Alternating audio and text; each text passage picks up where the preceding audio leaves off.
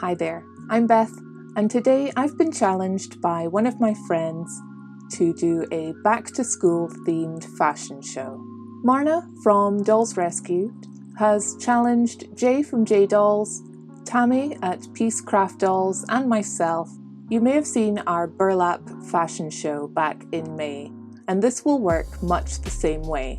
We will ask you, the viewer, to watch each of our videos and then go back to the channel with the outfit that you liked the most and comment below that video telling them they have your vote. Voting will be open for just a couple of days, and then we'll add up all the votes and declare a winner.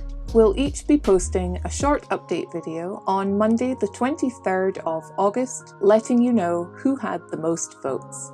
Alright, let me show you what I've made for this competition. Stay till the end to see the patterns I've used. I thought it was high time I introduced some more dolls from my little collection. Since we have a school theme, I thought I would show some of my smallest dolls. We have my petite Blythe. She has just started school and has her nursery uniform on. She has a tiny gingham dress with a gathered waist, white felt collar and bow. I made her a headband from the same fabric and elastic. I also made the tiniest shoes I've ever made yet. They're made from felt and have teeny weeny nail art bows on them for decoration. So small. Next in line is my very first BJD. She's a Hujoo Suve? I don't know how to say it.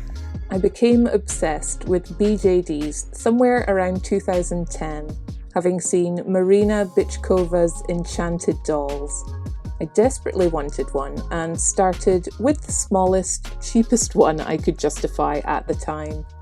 She came blank, and I did her face up and made this wig, which I think I'll replace soon as it is massively thick, so much hair. She's at primary school and she's also wearing a gingham dress uniform. I scaled up the Blythe petite pattern and gathered the waist again, and I added a white collar and bow.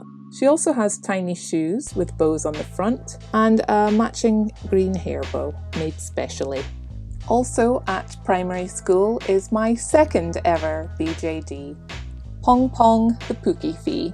I was blown away with her posability. She does have alternate hands and a second sleeping faceplate. I did her face up and made her wig, which is also very voluminous and will be replaced soon. She has a slightly larger still version of the gingham dress with collar and the bow. And again, she has her custom-made shoes and a matching hair bow on hairband. Finally, they all need a bigger kid to take them to school. So here is a Kemi, my custom Blythe doll. She has a new wig that I got from AliExpress, and she's going to secondary school. For her uniform, I used a white shirt that I had already made. You can see it in this video. And I made her a tartan kilted style skirt, which I made using scraps from my local fabric shop. Hi Anne, if you're seeing this. I'll show you how I made the pleats shortly, and the skirt is finished with a curved waistband piece. I did try to make her a tie using the same tartan, but it was too bulky to knot. So I ended up using tartan ribbon, which I trimmed to a point at both ends and then tied on her collar like a real tie, which I'm amazed I remembered from my own school days. She has long socks and little leather Mary Janes that I made, and she's got a school bag as well, which is one of the Real Littles bags. She also has a matching tartan hair bow to finish everything off. Okay, here's the pattern I used for the little one's pinafores. It's just one piece sewn to a lining, turned through a gap here, and then the straps are hand sewn to the back, like this. I machine stitched along the waistline here, following the curve, and I pulled it to gather the waist. This is a cute way to add details to a tiny dress without adding too much bulk.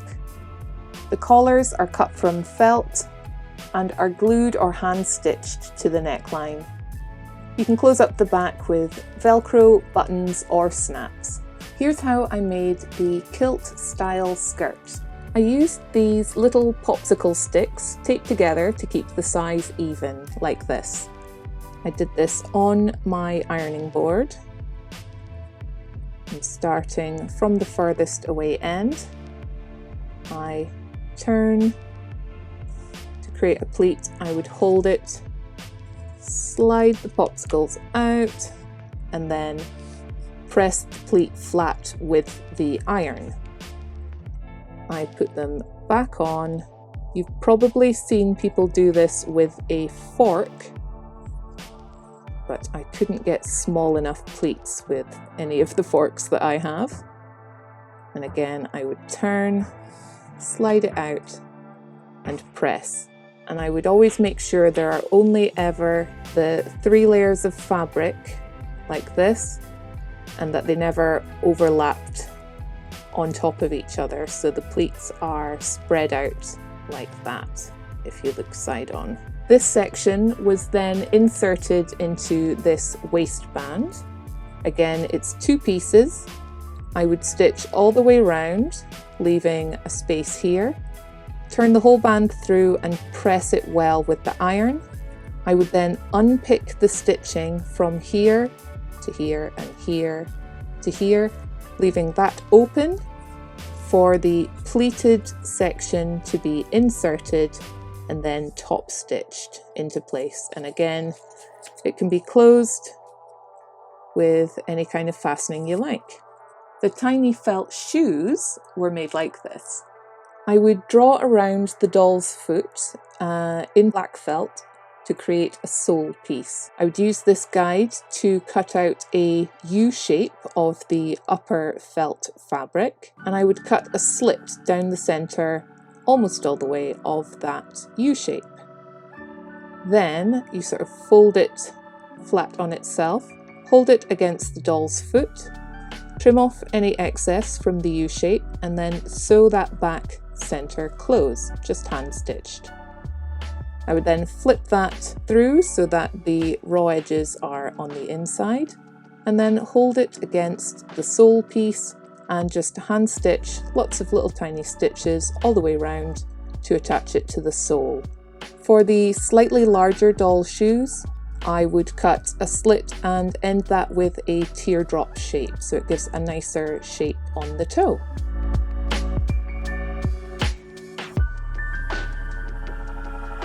Alright, let's see these girls at school. Don't forget to leave a comment below. If you want to give me your vote, just comment, "You have my vote," but don't forget to check out all the other videos in this competition first. Their links are below, so go and watch, and I'll see you again soon. Thank you. Bye!